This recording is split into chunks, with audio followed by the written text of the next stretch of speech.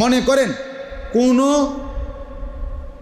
ছেলে সৌদি আরব বা যেখানেই থাকুক, বিদেশ থাকে, তো সে প্রত্যেক মাসেই বা 2 মাস পর পরেই বাড়িতে বাপমার জন্য কখনো 30,000 কখনো 20,000 টাকা পাঠায় ছেলেটা।